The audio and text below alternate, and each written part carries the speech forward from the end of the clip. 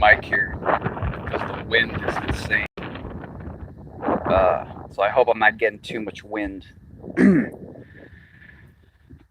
Real quick live stream. If you guys can't hear me, let me know if you guys can't hear me. Let me know if my audio is coming through fine. So I'm out here at this beautiful lake thing. I don't even know what it is. And oh look, there they are. It's gonna be hard to see them, but there's a couple orange vested surveyors walking up.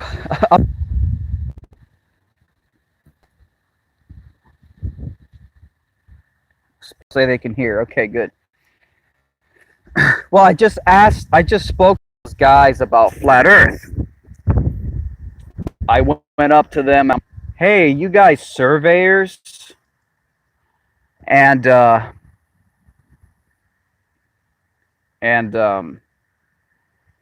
like, yeah, but they spoke Spanish pretty much exclusively. So I had to do my best to translate there, my broken Spanish. And I asked them, so you guys are surveyors? They're like, see. I'm like, oh, okay. So I tried to, like, in a bit of English and a bit of Spanish, I introduced the topic to them. I asked them, basically I asked them, so when you guys do your surveying, do you assume the Earth is flat, or do you assume that we live on a ball? And I hope you guys can still hear me. I know the wind is insane, but is it tolerable, guys? Is it tolerable, guys? Just let me know in the chat if it's tolerable. Okay, well, I'll do my best. Asked, so because I had heard that there's, okay, thanks, Karen.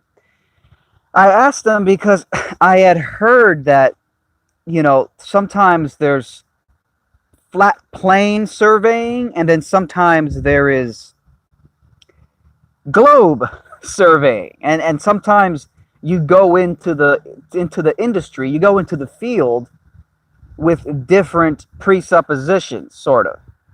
Some surveyors work on the assumption that the Earth is a globe, but others work on the assumption that the Earth is flat, locally flat. They're not saying we live on a flat Earth. They're just saying, for all intents and purposes, it's pretty much flat. So I asked the guys, and they go, oh, well, we assume the Earth is a globe. And the guy tells me in Spanish, he's like, all of our calculations, all of the math assumes that the Earth is round. It's what we've always done. It's what, basically he said, it's what we've always, that's just how it's always been, basically. So again, going back to the old ancient presupposition, the ancient presupposition. So again, I'm trying to relay this flat Earth topic to people who probably never heard of it in my broken Spanish. So I basically start telling them, wow, that's really interesting. And I'm like, well, look, the thing is that some people right now are debating whether or not we live on a globe or whether or not we live on a flat Earth. And, if we live on a globe, the ground is gonna the ground beneath you into the distance, as you look far away, the ground is going to fall away from underneath you in the distance. And if you're doing surveying over many miles, this is going to be an undeniable and apparent effect as you're looking out, right? Duh. And they're like, oh, yeah. And I kind of felt like I can see a couple light bulbs going off in their heads, that like they were suddenly thinking about it for the first time. They're like, yeah, Well, yeah, of course. Yeah. We live on a ball, then things are going to appear to fall away into the distance. Yeah, of course. But, when they're just looking over a small lake or doing local shit, you don't have to think about the Earth's curve, even though technically it's already curving. I mean, every inch it's curving, technically. At least level water is definitely curving.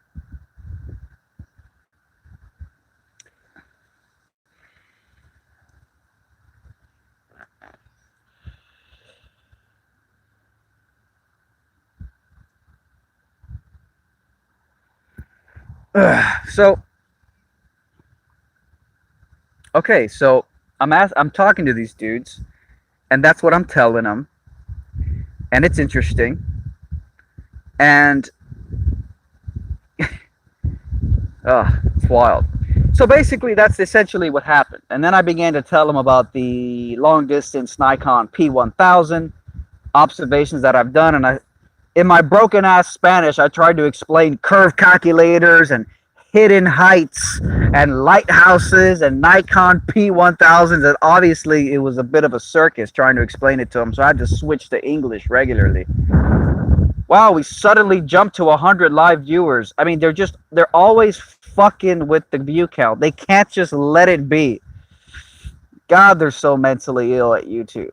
God, YouTube, you're a global disgrace. So I told them about my Nikon P1000 live long distance observations and how I can see a lighthouse is supposed to be hidden by 80 feet. And I started telling them about refraction and how there's atmospheric effects. And I think these guys were very familiar with atmospheric effects because they have to know something about it. And I know that surveyors have been well aware of refraction that causes things to bend down into the distance. They've known about this for a while because there's a video on YouTube that's like 10 years old or some crazy shit like that. I don't remember how old it is. It's a basic introduction. Flat Earth Data says for 206,000 followers, you should be having at least 1,000 viewers. Yeah, well, Susan Wojcicki doesn't like me because she's a feminist, and I shit all over feminism. And someone told me that after I did a video criticizing Susan Wojcicki and how her corporate feminism is a hoax, and how she loves to flaunt how she's such a great mother while she runs YouTube, and it's like, yeah, but you're doing a terrible job running YouTube, and you're way better off as a mother, and it's like this weird corporate feminist thing where like, oh, I'm a single mother and I have 20 kids and I run businesses. I'm a superwoman. It's like, wow, I mean, why would you put such a burden on yourself? I mean, God, isn't it enough to build the human race? Isn't that enough of an accomplishment? I mean, God, leave a little something for men to accomplish, for fuck's sake. I mean, leave a few scraps for men to do. But no, she's just, I had 10 kids and I run YouTube. And it's like, dude, you build humanity. You build people. Let men build some businesses. You build people. Let men build some businesses. That's just corporate life. So you put a token woman, you put a token feminist woman in YouTube, and then YouTube literally implodes, as it has under her leadership. So someone told me that her bio, like on Twitter, her bio used to say CEO of YouTube and 7 children. And then like not long after I did a video critiquing her feminist nonsense, a friend of mine told me that her bio no longer mentioning that she has kids. It just says CEO of YouTube. So I don't know. Maybe that's just coincidental timing. I don't know what it was. This person thinks she saw my video and got really triggered and changed her bio. I don't freaking know. I can't know. All I know is YouTube has openly censored me for years They deleted a viral video back in 2015 called "Women Get a Taste of the Gender Equality They've Always Wanted." Very simple video that everybody, literally every single person on the planet, loved it. It's just showing men defending themselves against like crazy violent women who are like beating them up, and the guy's like, "Please stop hitting me," and the women are just like, "Fuck you," and they just keep smashing away. And finally, the men hit back, and then everybody freaks out. It's weird. um, so Jesus. So yeah. So YouTube has been censoring me for years. And so, yeah, when people say that, I have people tell me they don't get notifications when I go live. So who knows? I think that they put a little switch on my channel and they just say, cut his viewership down by 75%. Just as a default, just as a standard. Cut his viewership down by 75%. And that's fine. That's I have to deal with that for now. That's okay. When Susan Wojcicki leaves YouTube, I'm gonna contact YouTube and be like, hey, now that there's a new CEO, can you just confirm that there aren't any leftover censorship switches stuck on my channel? you know. Anyways. So yes, I really do want to apologize. Flat Earth Data mentioned it. I do want to apologize, guys, that there aren't more live viewers here to share this wonderful experience together. YouTube has openly censored me for years, deleting my videos when they're going viral. They don't like me, and that's okay. We know that the old guard is just a bunch of old, privileged white people at Silicon Valley. They're not the future. So in time, things will get better.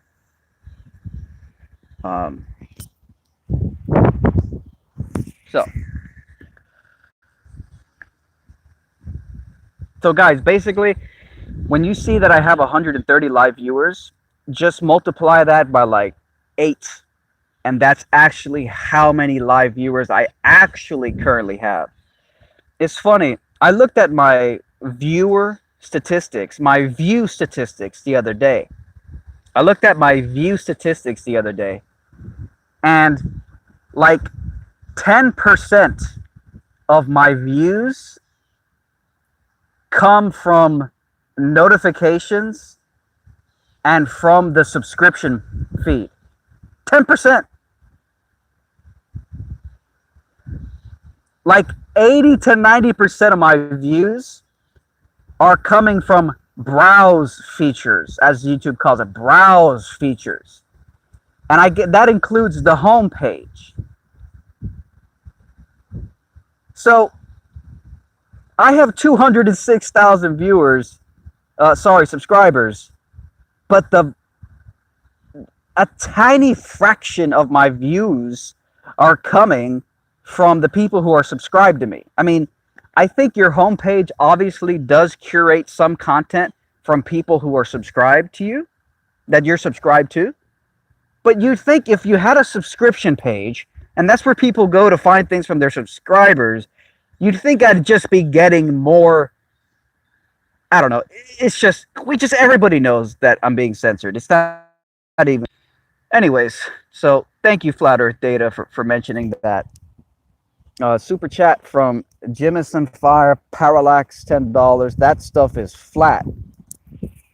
Neil deGrasse Tyson, 2017. So anyway, sorry to go off on that tangent. Dean DUP says he's deporting all of us Spanish-speaking illegals. Anyways. Sorry, I have to cover the mic today, guys, because it's windy as hell, so I apologize. Dean is laughing now. Anyways. So.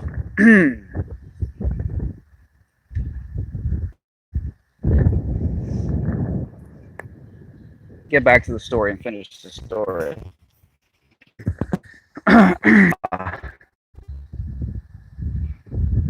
So yeah, I basically tell them, So I told them about the lighthouse observations I've done, how I can see. Um, I told them how I can see a lighthouse 13 miles away that's supposed to be hidden by 80 feet of Earth's curvature. Yeah, for sure, D Marble. We definitely got to do that. We gotta do a chit chat. We'll definitely do that one of these days. Heard you're touring into Europe, bro. Fucking sweet. Um, I wonder if you're going to be in Europe during the Flat Earth Conference UK. Anthony Riley invited me to sleep on his floor, so I might do that. That sounds like fun. I have a good friend who lives in Britain, so this fucking guy's golfing over here, so random. Anyways, so yeah, we need Oh, cool, D Marble, cool man. Yeah, we got to do a chat one day. See what's going on in the world, flat world. Yeah, activism is where it's at. You know, censorship and all that great stuff. Activism's where it's at. I'm about ready to hit the streets. I've done activism for Trump. I did activism for Ron Paul back in 2012. I'm very familiar with hitting the streets and you know talking to people in person and you know just sharing ideas that not everybody may agree with, but it's just worth going out there and talking to people about. So I'm very familiar with this whole gig. But it's funny, flat Earth might be the most controversial thing I've ever done. Um, uh, but I tell you, nothing would make me happier than going to a college campus, setting up a table, Steven Crowder style, put a banner over the table that says, "Earth is not a globe, changed my mind." And the level of butthurt that will unfold around me will be so great. I can't even put it into words what will unfold. Oh, oh, oh, man. Oh, I have to do that. I really got to do that. Chat from Awakened Mind. Looking forward to you and D Marble interview. Thank you. Appreciate that. Really do. Oh, God. It's going to be great. God, the butter. And I promise you that I will intellectually destroy 99% of anybody on a college campus that tries to debate me on the shape of the earth. Because, and it's not that I'm a super genius or that they're stupid. It's not that. It's that really, in order to competently win a debate with a globe skeptic like me or a flat earther, you need to be balls deep in this discussion. You got to be balls deep.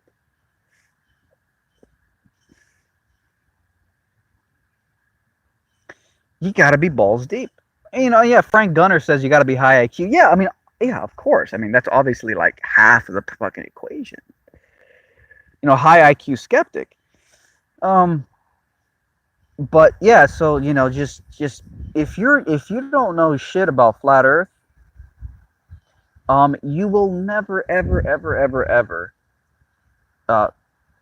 even if you know everything there is to know, even if you study astronomy in college for 4 fucking years, you still not equipped to debate a globe skeptic like me or a flat earther. You're still not equipped. Laurie Leahy, and then this silly person Laurie has been trolling me since I murked Soulless Engineer in a live one-on-one, man-to-man, no babysitters, aka moderators debate. Laurie has been stalking me obsessively ever since she saw her idol, her godless engineer, get murked in a debate with me. Lori says he is afraid of any honest debate. He is bullshitting. Um, that's funny because a one-to-one, man-to-man, no babysitters, also known as moderators, debate is about as honest as a debate as you can get, as opposed to the fake honest debates where it's five pro globe atheists versus one flat earther, which is the safe space that you guys need to even look competent against a flat earther, to even look competent. And so yeah, I murked godless engineer, soulless engineer, ad hom engineer. I murked them. Um, I mean, I'm sorry, it's just it. And here's the thing: even if you think it was like a draw, it was like 50-50. You're not supposed to draw against a flat earther. And by the way, I don't call myself a flat earther. I call myself a globe skeptic. So that's embarrassing, dude. That's so humiliating. Um, Lori says, "Debate me then." You ain't gonna debate me. You ain't gonna debate me.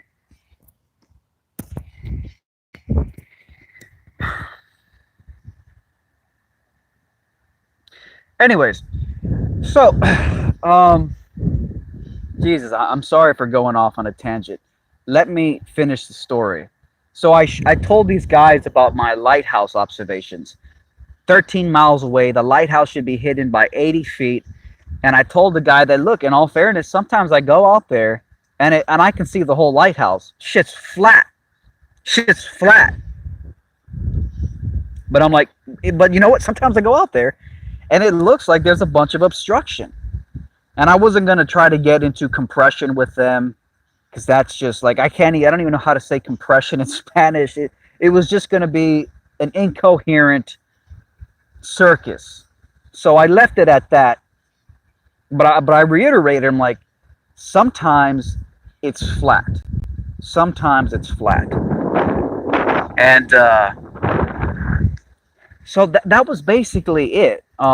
They seemed very interested, um, but they also distorted reality says I'm also a Cabano in Miami. Cool, bro. Fellow blood brother. Communist exiles. Oh, fuck.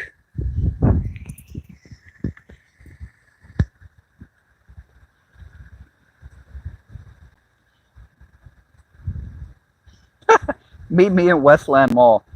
Bitch, meet me in Dolphin Mall. Fucking making me drive to fucking Westland Mall. Are you fucking crazy? Oh, man. That's funny. Hang on. It's got my Lord of the Rings here.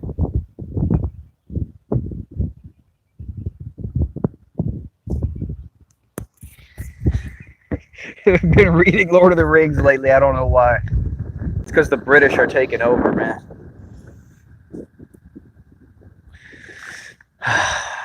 Anyway, so what happened? You had these surveyors come on, and I was just like excited as hell. And I asked them about it, and in all fairness, it looked like they'd never heard of flat Earth before. But again, the coolest thing that I heard from them say was one of the guys said, he told me, all of our calculations, we assume, as long as we've ever done it, our calculations assume that the Earth is a sphere. And that's how the surveyors do their work. So,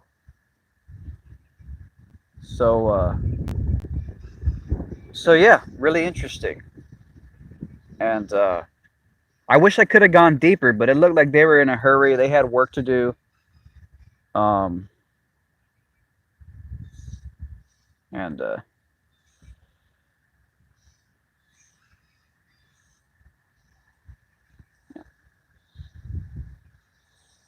oh yeah, that's what I was gonna say earlier. I know that the surveyors are well aware of refraction, and they're sometimes I wonder if this globe thing, the math behind it, I wonder if it was perfected by surveyors over hundreds of years. There's a video on YouTube. It's like 10 years old, and it's like an introduction to surveying. It's like a woman narrating it. I don't remember the name, but if you type in like introduction to surveying, it's like a blue, like the screen is blue and it has like blue diagrams. It's a woman narrating it. Introduction to surveying or something like that.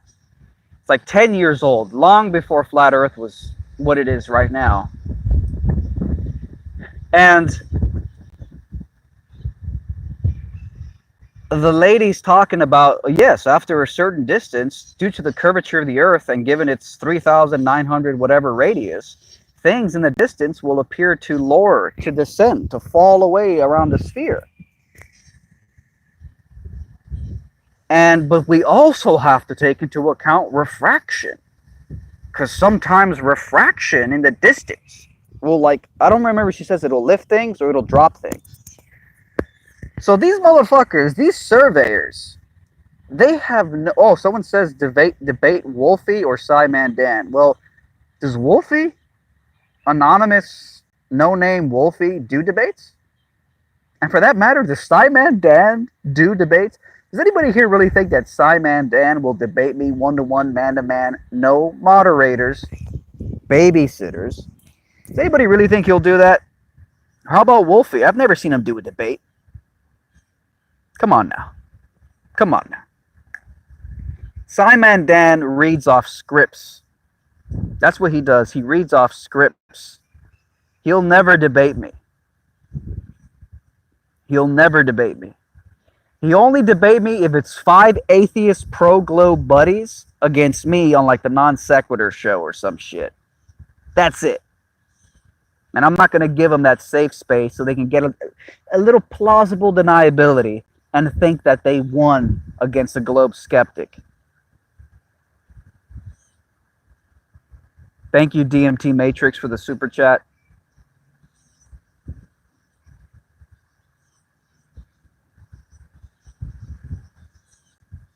Like, Godless Engineer wanted me to give him a topic before we debated. He wanted me to give him a predetermined topic.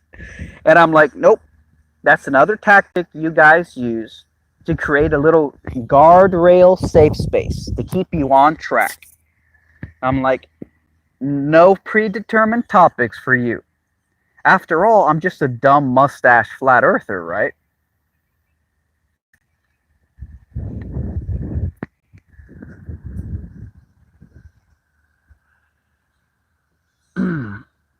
So, yeah. So I think the surveyors are deep. Hayward Shepherd says, I always get notified about your live streams, your posts. Well, the thing is, what I think they do is they have a censorship algorithm that they change who does and doesn't receive the notifications, but they don't always not give it to the same person, because that would be too obvious. If there was one subscriber who never got a notification, it would be too obvious.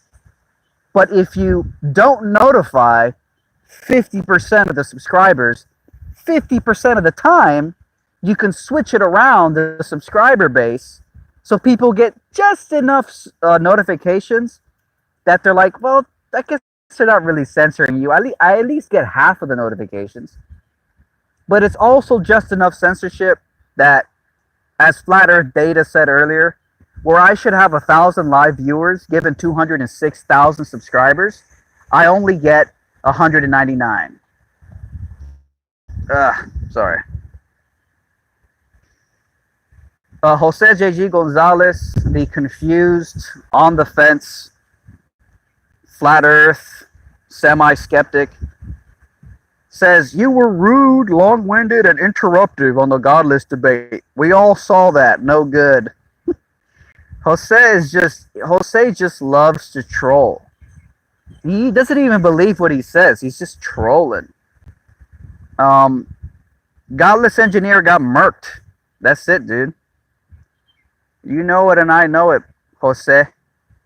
Jose JG Gonzalez.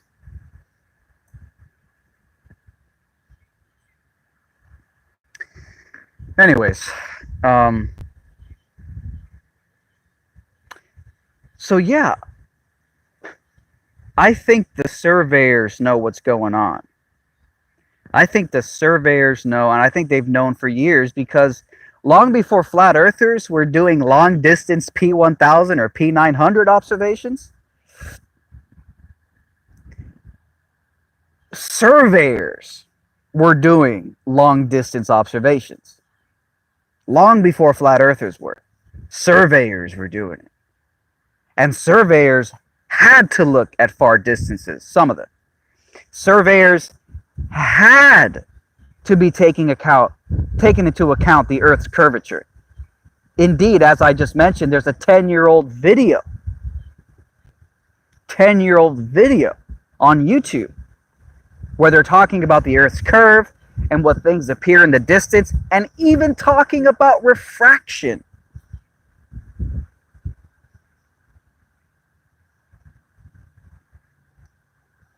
TJ Jones says, seriously, why is there no correct map of the flat Earth? Just asking. Well, there is.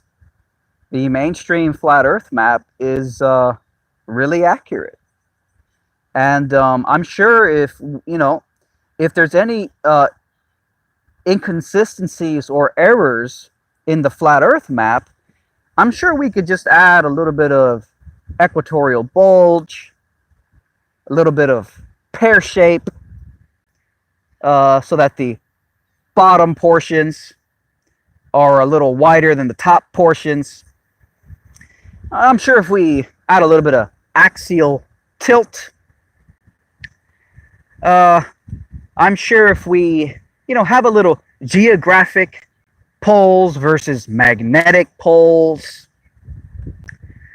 I'm sure if we had a tidally locked moon to explain why we can only see one side, no matter where you are on the face of the alleged sphere. And shit, I'm sure if we added a little force, something like gravity, to glue the whole thing together, I bet you can make any flat Earth map work nice and perfect. Just gotta tweak it enough, right? Oh, did I mention axial tilt? Just a little bit of axial tilt, just to really rub out the imperfections. So when they say you don't have a working map, well, shit, is the globe working?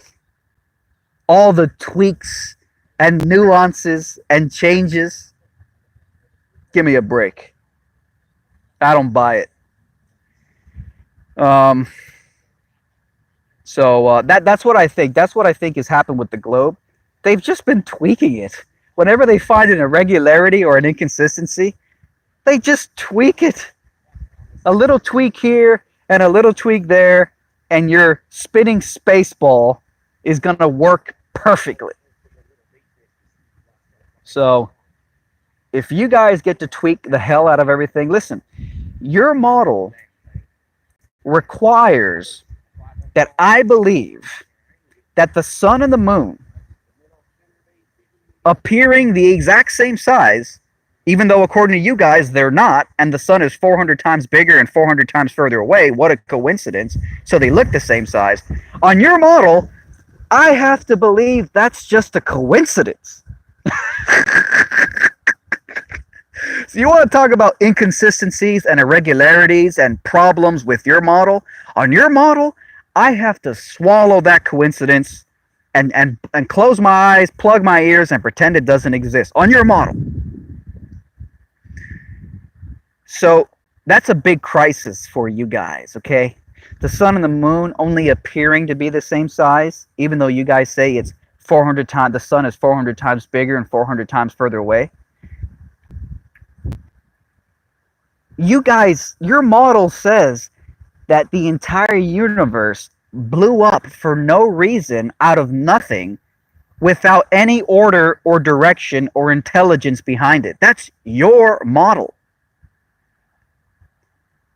So I'm supposed to believe that the apparent same sizedness of the sun and moon just so happened to form and align itself in that exact spot for no reason out of a random explosion. Your model has major holes in it, and we have to swallow all types of bullshit and pretend, plug our ears and close our eyes.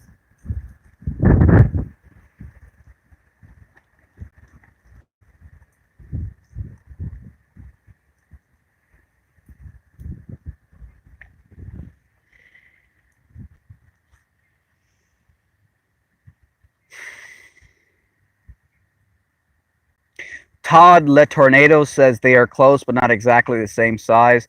They're insanely close, buddy boy. And yeah, you can talk about perigee and apogee, but still, it's still an insane coincidence.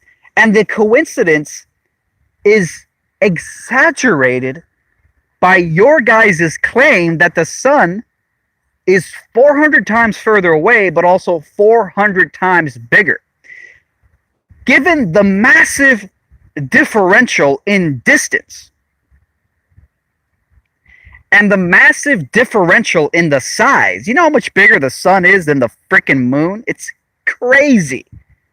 Let alone the fact that the moon is 93 million miles away. 93 million miles further away than the moon is from Earth. Oh my god, you people. I'm supposed to believe this fucking bullshit. You crazy crackheads. The further away the sun is and the bigger it is compared to the moon, the more ridiculous the coincidence is. So even if you'll say, oh, it's almost the same size, that's enough. Even with your perigee and your apogee, that's still enough.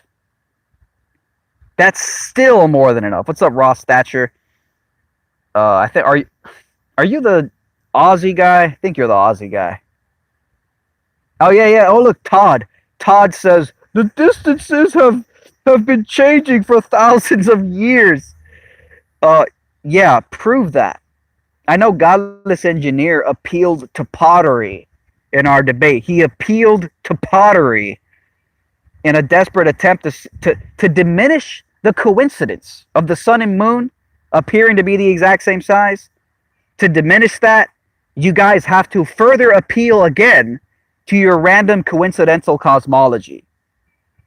When everything blowing up for no reason out of nothing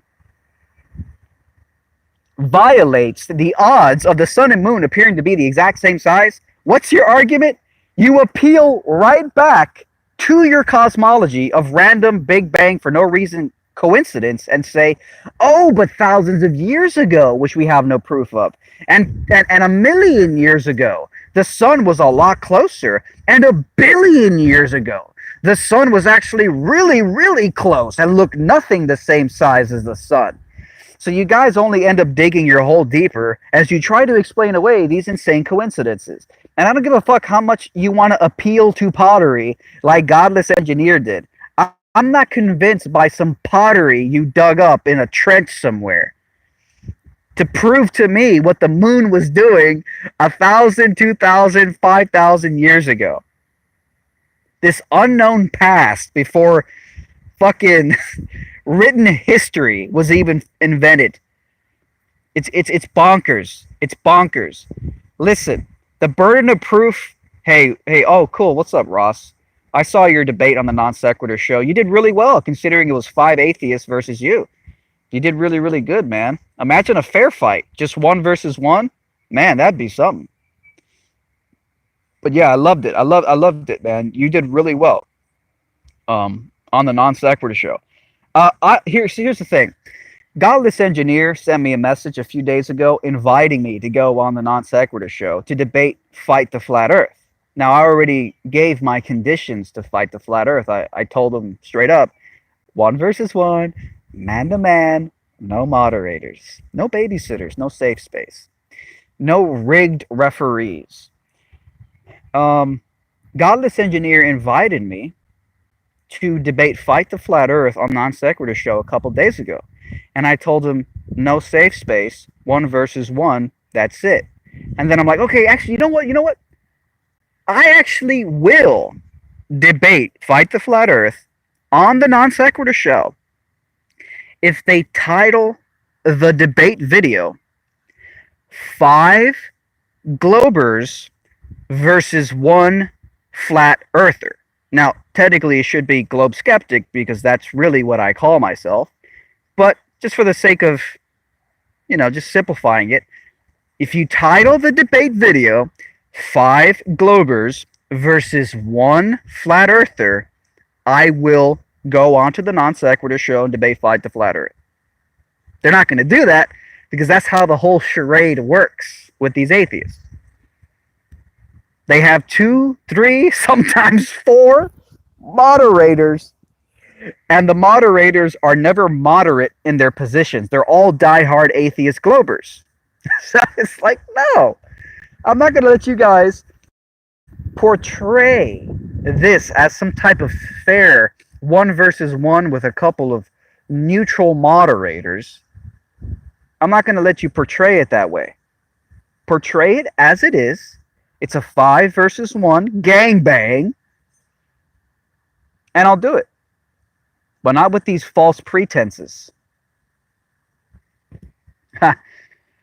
Oh, we got serious student in the chat. He's the pro Hitler, pro Nazi book burner who wants to censor flat Earth. He says, over here, Susan Wojcicki, come suppress flat Earth. Todd Le Tornado says the moon is moving 3 centimeters away every year or so. I'll believe it when I see it.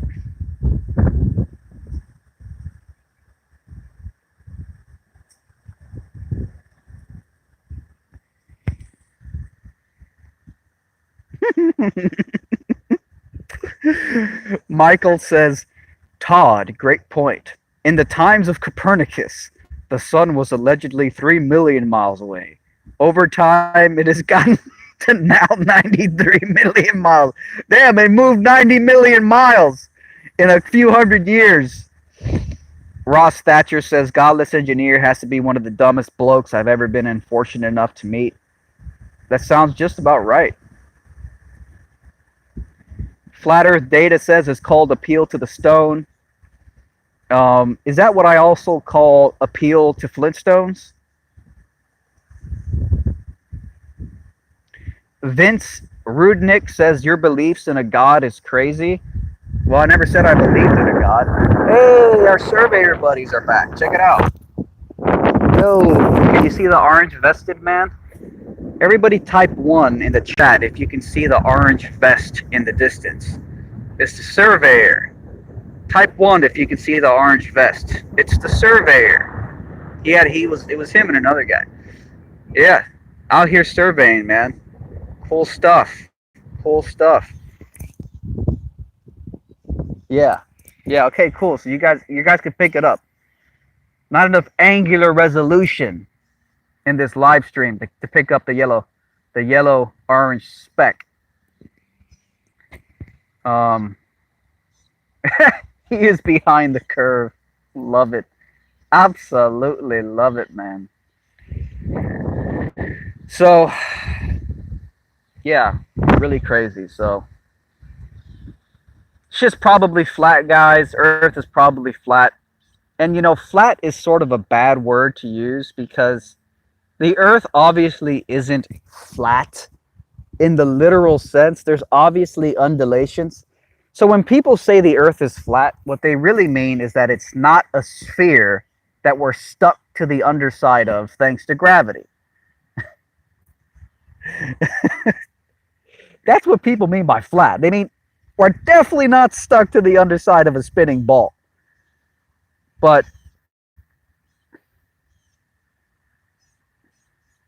so, yeah, I mean, you're a surveyor and you're just looking out and you're like, oh shit, it's flat. And you're like, wait a minute. Oh, actually, no, look, the buildings far away are really, that's a 500-foot tall building. But look, it's really low. It's lower it appears to be lower than, like, that little mountain that's much closer to me, this small little hill. And you'll be like, oh, that's the curve of the earth. No, that's called perspective. Stupid, stupid motherfucker. I don't mean the surveyors, I mean the globetards.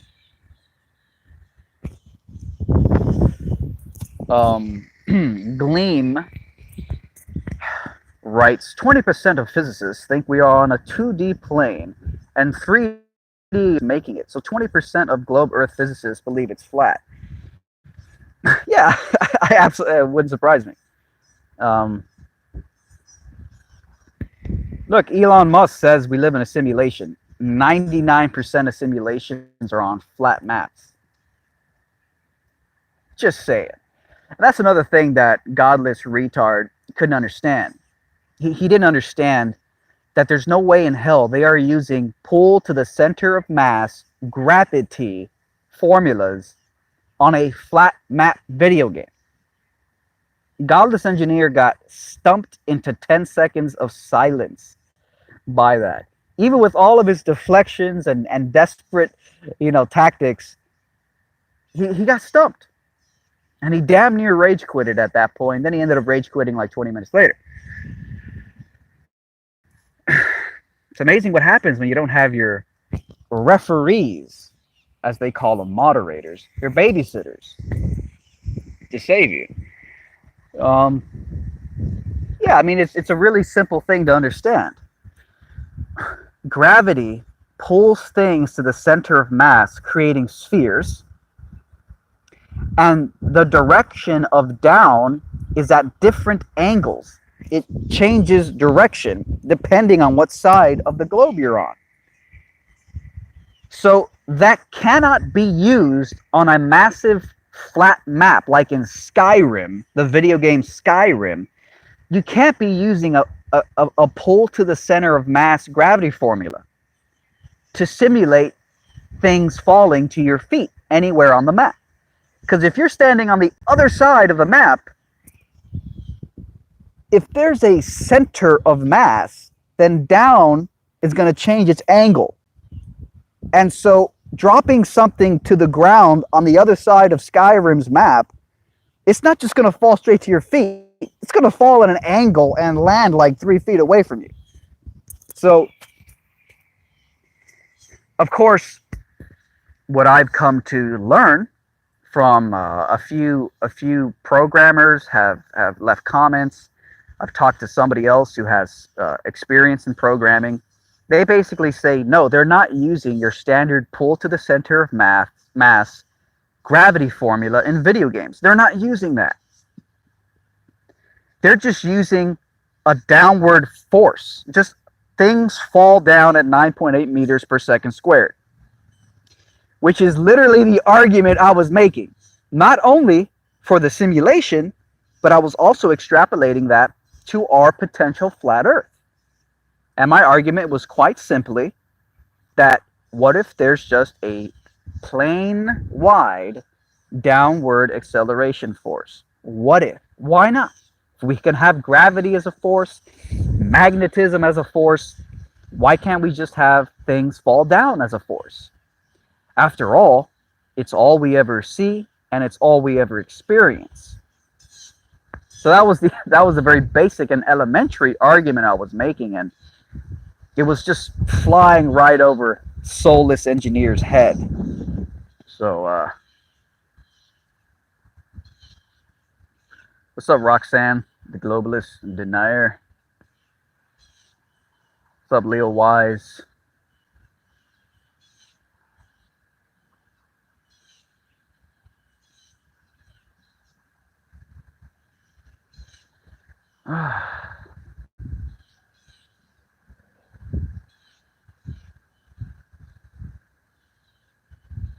Roxanne, the globalist denier, says, I think we definitely come as far as proven beyond reasonable doubt that it's definitely not what we were taught we were living on. That I can totally agree with. And indeed, that's why I call myself a globe skeptic.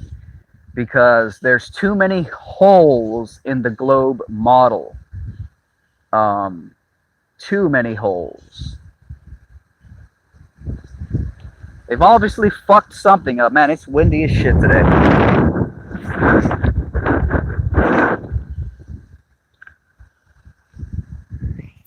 That's why I'm covering the mic here.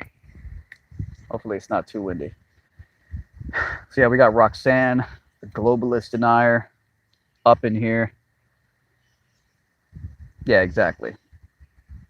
Ross Thatcher says the moon is impossible on a gravity universe.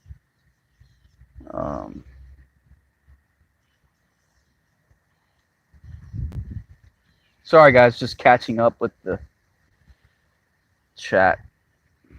All right. Wow, I was way behind on the chat. Sorry about that. What's up, Billy?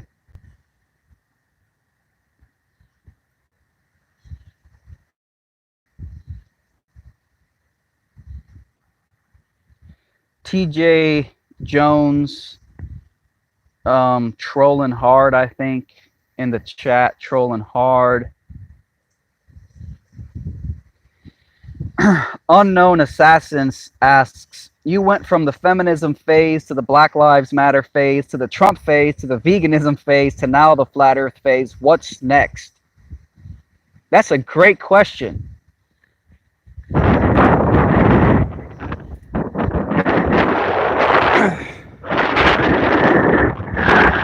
Well, contrary to some of my haters who think I'm just an opportunist clinging on to whatever's popular, I don't plan what phase I go into next.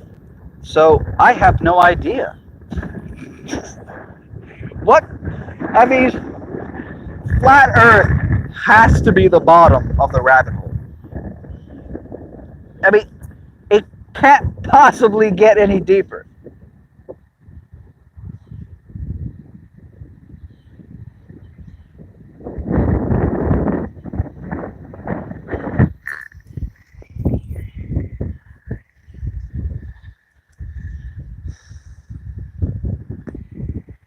I mean, what comes after flat earth? I mean, maybe fucking spiritual warfare or some shit. You know, once you realize it's flat, you realize we live in a spiritual domain where consciousness is fundamental. So maybe it's like spiritual warfare. So now you're getting into like demons and Satanism and shit. But flat Earth it's right there at the bottom. Appeal to pottery. That's right. Appeal to pottery.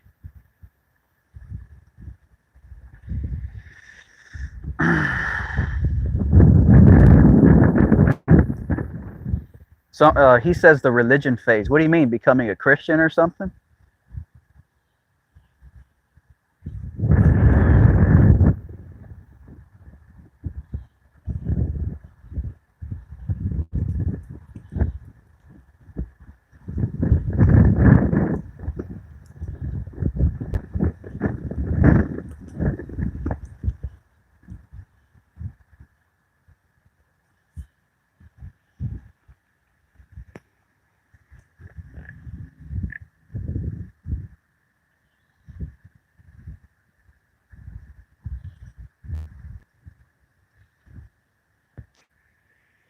Oh, God.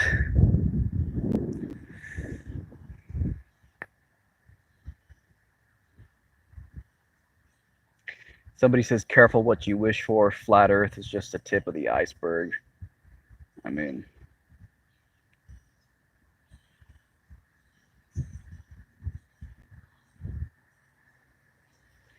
Dr. Fubar says clearly some high IQ discussion here. Oh yeah, I mean just like shocking levels of high IQ up in this chat right now. It's incredible, you know. But the thing is, you have to be a high IQ to like question the biggest religion on the face of the planet.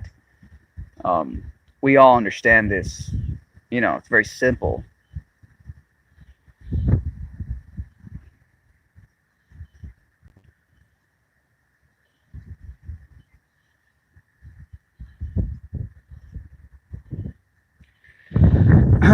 Jeff says, I used to survey before the new GPS equipment. It all comes level off the pins. Yeah, and the problem is that they just define level as oriented to the center of mass of a globe. So they just redefine shit. You guys have to understand that the globe is unfalsifiable by its nature.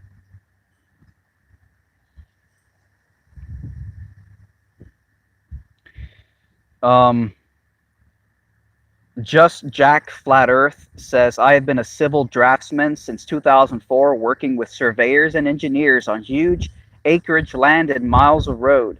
We never even discuss curvature ever. Of course you don't. Because like I was just saying, the globe is unfalsifiable. It's literally, I mean, literally, by the fact that they say that if you're looking at a lighthouse 13 miles away, the proof of the curvature is what's hidden. Think about that. The proof that you live on a globe, when you're looking at a building 13 miles away that's supposed to be hidden by the curvature, the proof, a boat disappearing bottom up as it goes around the curvature. Bill Nye the Science Guy and every other globetard on Earth who's used that argument. Literally, the proof that they're providing you is occultism.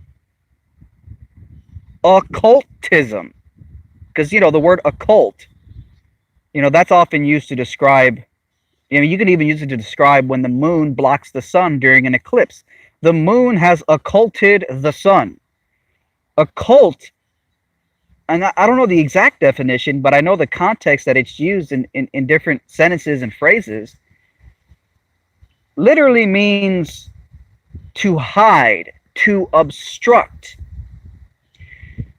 So they're telling you that one of the best proofs we live on a globe is what you can't see, what is hidden, what is obstructed. A ship is obstructed bottom up. A building in the distance is hidden bottom up. It's occulted by the earth. The evidence for the globe is literally what you cannot see. Think about that. That's their proof. Their proof for the globe is what you cannot see. It's like a magic trick.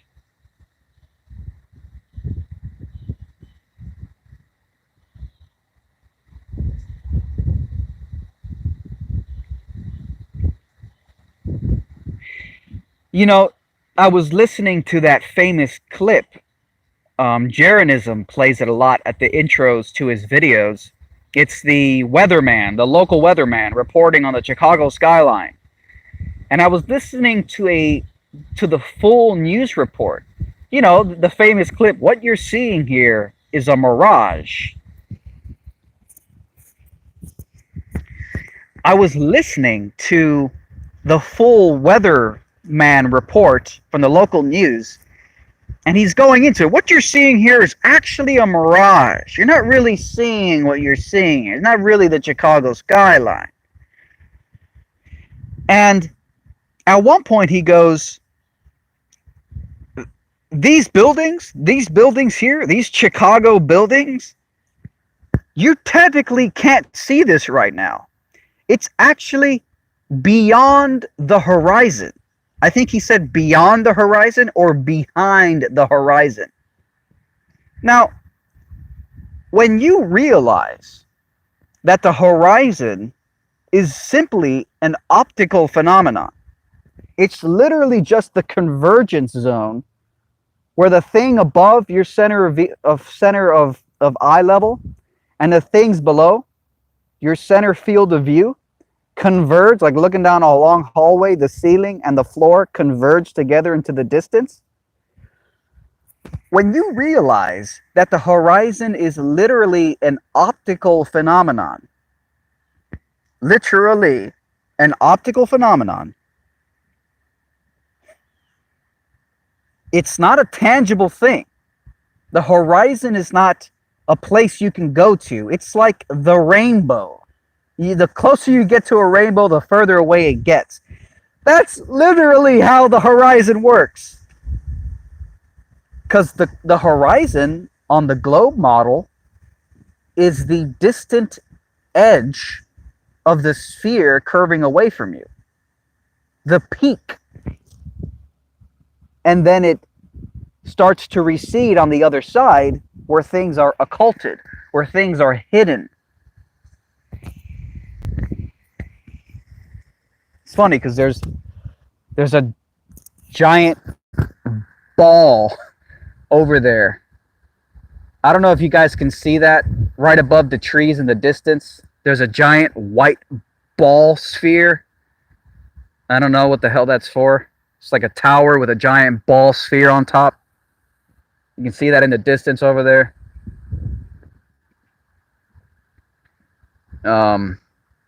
Just come out here and stare at that ball for a freaking hour. When you realize that the horizon, that if you're looking out on the ocean, you look out into the water, that line where the sky appears to meet the water is an optical phenomenon. Once you understand that, it's not physical curvature, it's just the compression zone of your vision. The sky meeting the floor, the water beneath your feet. When the Chicago local weatherman guy, what you're seeing here is a mirage, when he says you shouldn't be able to see Chicago right now, it's beyond the horizon. If the horizon is just an optical thing, then by saying it's beyond the horizon, he's saying it's beyond what you can see. So that's literally what Earth curvature is. That's what their proof we live on a ball is. It's what you cannot see. Does that make sense? It's what you cannot see. Ships disappearing bottom up. The proof is that you can't see something. So it's like a magic trick. It's the ultimate misdirection. Look over here, and then he puts the rabbit in the hat when you're distracted over here. He stuffs the rabbit in the hat on this side. He's like, look over here. It's like the ultimate misdirection magic trick. It's incredible. I can't even believe it. And the thing is that that's literally the nature of the globe. It's the ultimate object, the ultimate shape of occultism. Occult. The moon occults the sun. It hides the sun.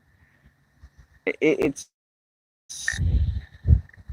just gets to the point where like it can't be a coincidence at this point. There's just no way it's a coincidence. This can't be a coincidence.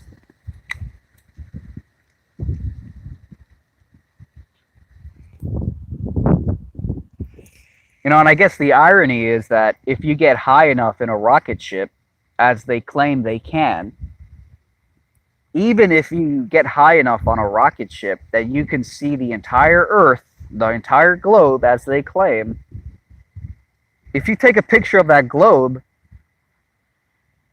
you cannot see the other side of it. So literally, their proof that you live on a globe is that you cannot see the other side of the globe.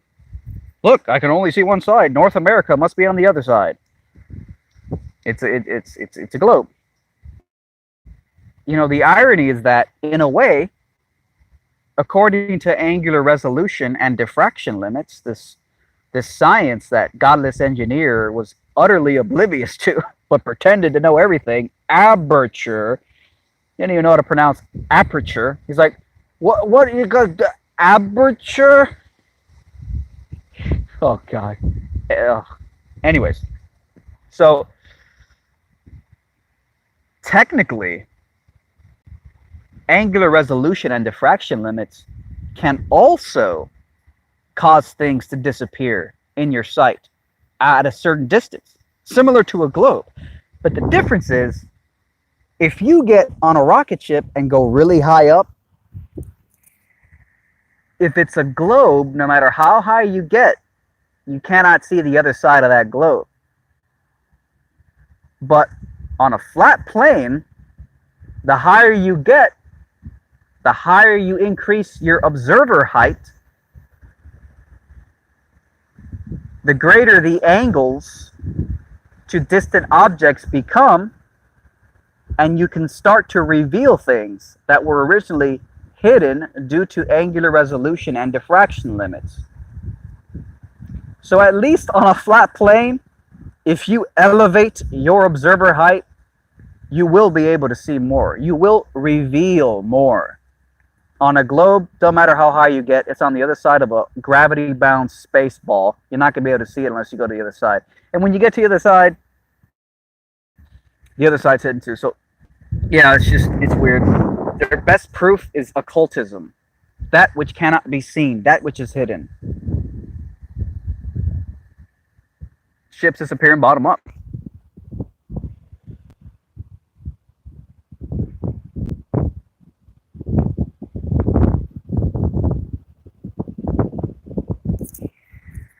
Sorry.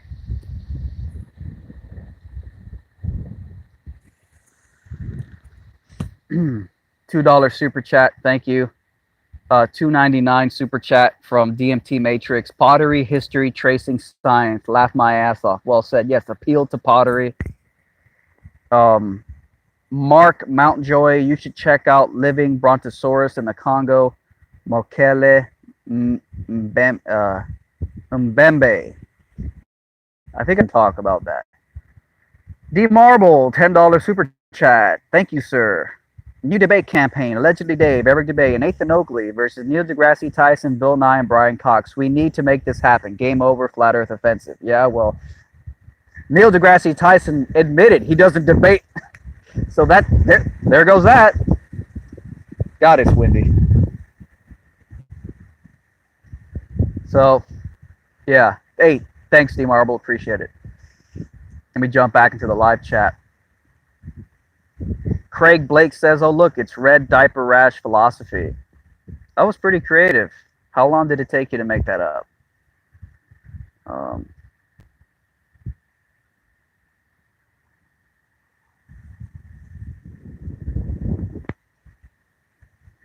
We got some guy called Some Dude. We don't stick, fool. Another butthurt globetard, super triggered that I'm simply explaining how gravity works on your model. You know, Godless Engineer was frantically denying that the direction of gravity changes the direction to the center of Earth depending on what side of the globe you're on. It all pulls to the center of Earth, but the direction it's pulling changes. And what these mentally ill globers try to do is they just try to redefine down as to the center of mass. And they use this relativity card to try to normalize the absurdity of living stuck to the underside of a spinning ball. They don't want to admit that this is your worldview. So they pull out relativity and they say, oh, but relative to the Earth, down is just down. And then they go, okay, fine, but if you're on the moon, then technically, yes, down does change direction. No, it always changes direction. Its absolute real direction is always changing. You just try to arbitrarily say that, well, it doesn't change direction from the relative reference frame of the Earth. It changes direction, you utter fucktards. I mean, it's so elementary that I know you guys understand it. You're just playing dumb and playing tricks, so you don't have to admit how absurd your religion is.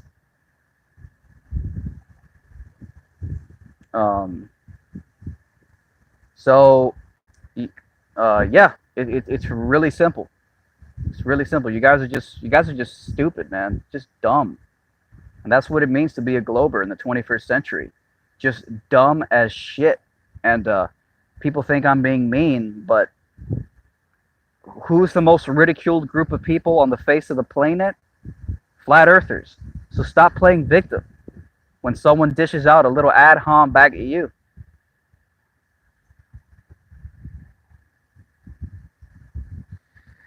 We got some guy named Some Dude.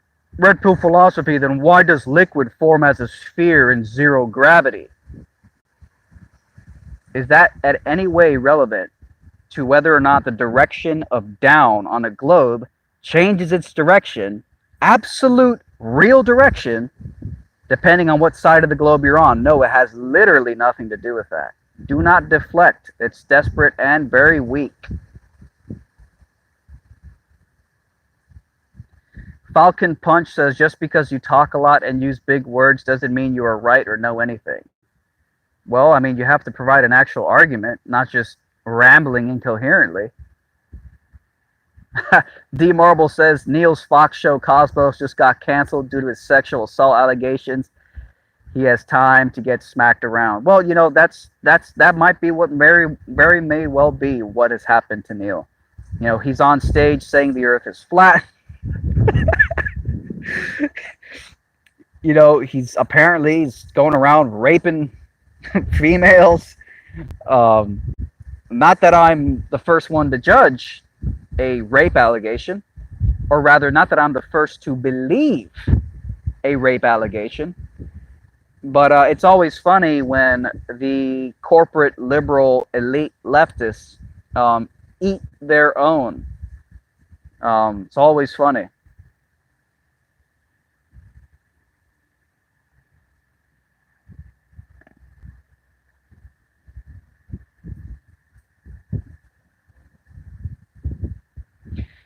Martin Palman says the survey people use also the excuse of setting off the equipment and limit their observation range next to the excuse of refraction and other optical phenomena. Yeah.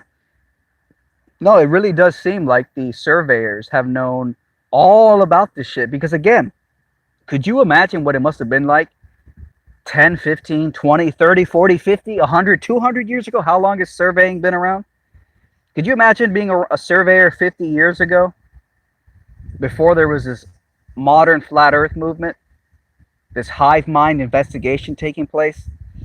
And it's literally your job and your daily obsession to analyze long distance observations, probably looking at diagrams of the sphere earth you think you live on, looking out into the distance, and the thought popping into your head. With no internet back then, nothing. Just the thought pops into your head, because it's going to pop into your head eventually if you're a fucking professional surveyor. It's going to pop into your head at some point. You're going to be like, dude, I'm looking over 20 miles distance. Where's the curvature? And of course, as it turns out, it seems like they've simply replaced perspective with curvature. That seems to be what they've done. The rate that things appear to drop due to perspective, they've just attributed that rate as the curvature of the earth. So there was always that little backup plan. But if you could imagine, man, if the thought ever came into your mind that distant building 20 miles away, wait a minute, that appears lower because it's going to appear lower due to perspective. Duh. A telephone pole 20 feet in front of you is going to look higher than a skyscraper 20 miles away. Is that because the skyscraper is falling behind the curve of the earth? No! It's because of angular size and perspective.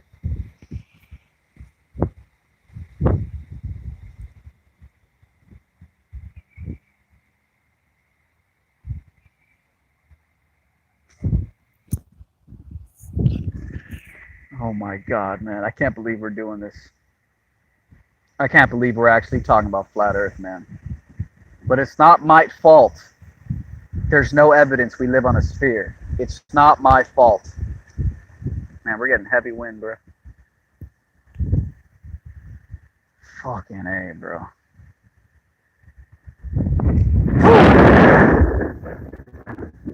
I think the surveyors might be leaving trucks. I think those are pound trucks. Surveyors.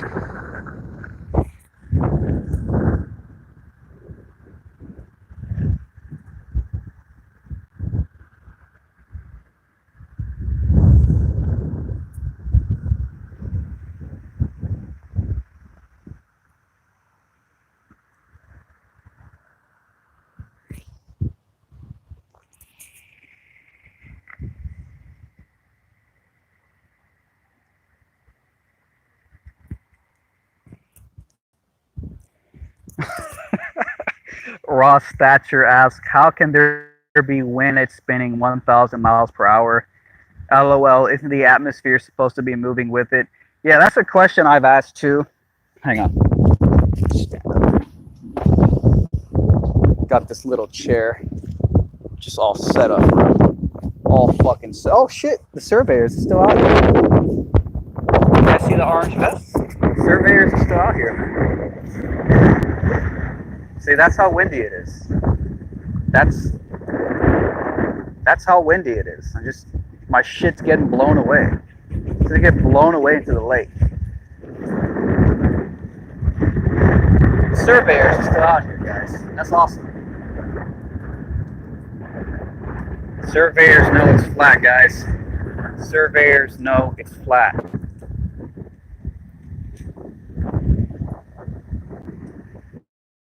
Yes, yeah, Ross, that's a question I've had before.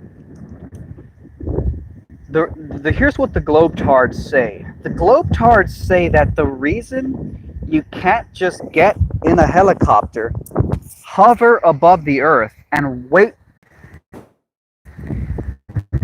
Big modern city, hottest city, live in Miami, 21st century, and you can't even get a basic internet connection. Yeah, I believe that. I'd totally buy that. All right, can you guys hear me again? Fucking circus. Sup? Can you guys hear me again?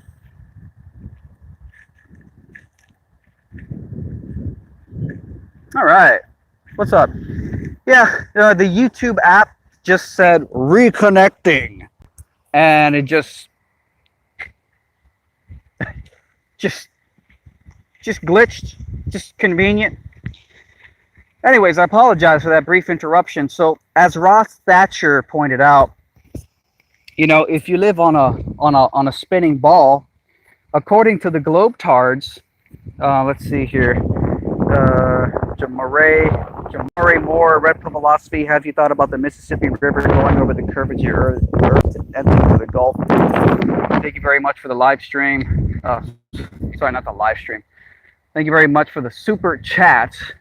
I haven't thought about it, man. I'm sorry.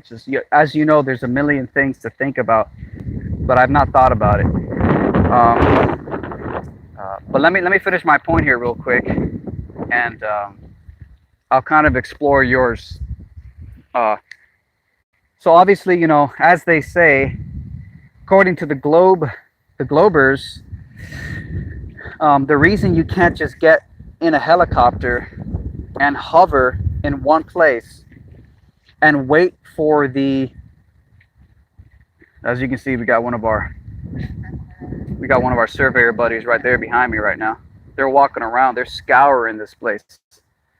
My surveyor buddy right there. The reason we can't get in a helicopter and just hover, the Globers say, is because although yes, the Earth is spinning, the atmosphere is also spinning with the ground, with the terra firma, with the rock of the Earth itself. So if you get in a helicopter and you try to just hover in one location, the atmosphere is going to move you along with the spinning Earth. The atmosphere spins with the Earth, they say. And so they say you can't just hover in a helicopter and wait for your location to arrive. Well, my question is, if the atmosphere is spinning 1,000 miles an hour in one direction, okay, the direction of the spin of the Earth, then does that mean that when you look up at the clouds and you see clouds moving, and when you feel the wind blowing, does that mean that the wind is always blowing in one direction, the direction of the spin of the Earth? Can I look up at clouds and see clouds moving against the spin of the Earth?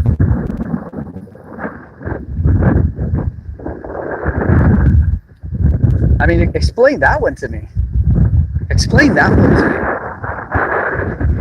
And they'll probably say, oh, there can be micro movements in different directions within the macro movement. All right, man. You say what you gotta say. You say what you gotta say.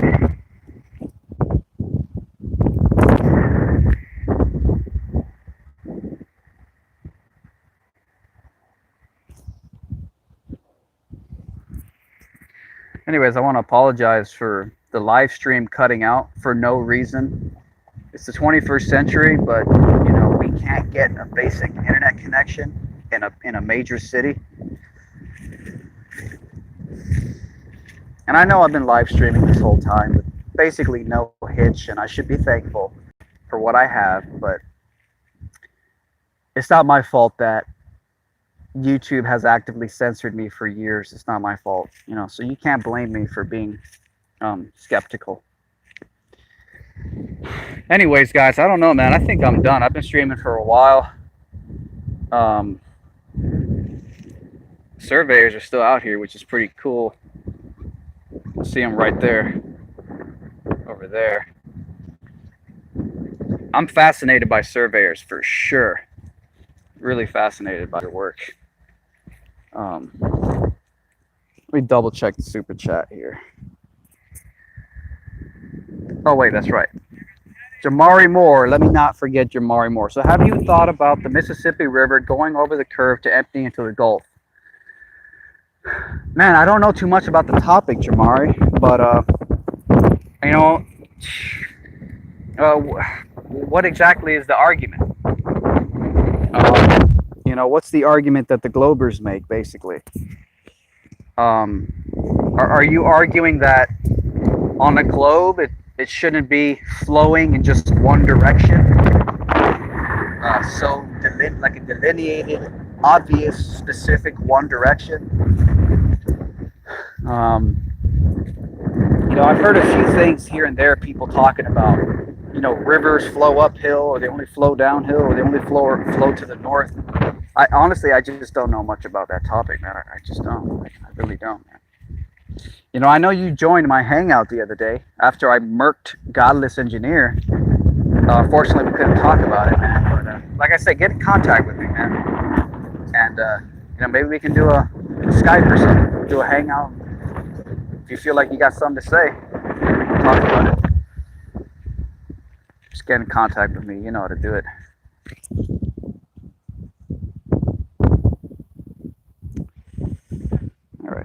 All right, guys. I want to say sorry for being censored in real time and losing a third of the live viewers, even though I should probably have 1,000, like Flat Earth Data said, given my subscriber count. But you know, we'll worry about that another time.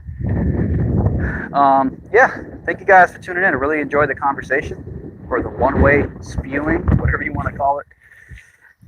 Okay, Jamari Moore says, my argument is, how can water flow thousands of feet upward if gravity was what they say it is? How can water flow thousands of feet upward?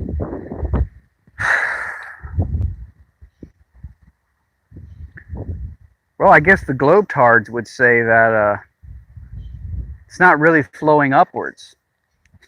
They'll just redefine up and down and say, oh, it's all relative, dude. You know, according to their model, it's a globe, and down is always pulling to the center of mass. And so you're not really going uphill when you're going around their globe. You're just walking straight on an effectively flat surface with gravity pulling it to the center of mass, which is obviously retarded. It's just retarded. Okay, we don't live on a ball, dude. Like, I just get more convinced every day we don't live on a ball. I'm just a big time globe skeptic. Big time globe skeptic.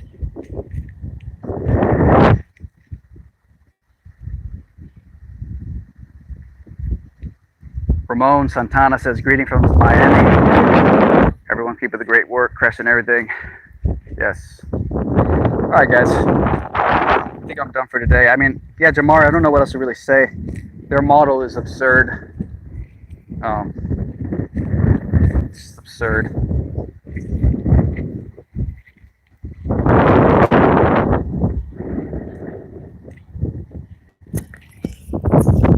You know, here's the thing.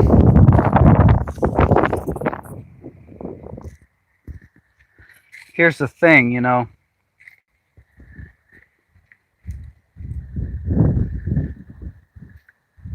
You know, they want to deceive us with the globe, but they have to create a globe that checks out, you know. So they've created a model that can just barely squeak by and be consistent with our observations. They've done this. It's like I said earlier. You can make any model work if you tweak it enough. Of course, the biggest tweak in the globe model is gravity. Because without gravity, you don't live on a ball. Because we'd all be clinging on for dear life as we slide off the side of the globe. So obviously gravity is the most important thing. It's just stupid. It's just nonsense. Alright, guys. I think I'm done for today, man. Oh, Jesus. Hang on. Jamari says, I can answer hella questions. Oh, shit. I missed one of Jamari's. Okay, Jamari Moore says, I worked in avionics on helicopters for 20 plus years. That's never been proven. There are gyros that calculate drift from magnetic north based on whatever heading you follow. Yeah, interesting. Very, very interesting. Listen, like I said, man, if you think you have a fucking treasure trove of information, we can do I'll interview you. I'll put it on my channel and people can listen to it if you want to do that. Because I know you tried to get on the Hangout the other day and we couldn't do it.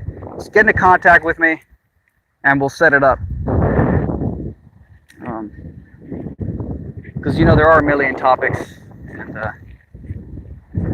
there's so much to discuss here.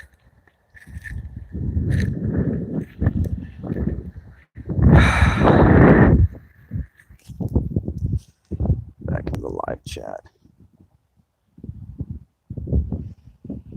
Anyways.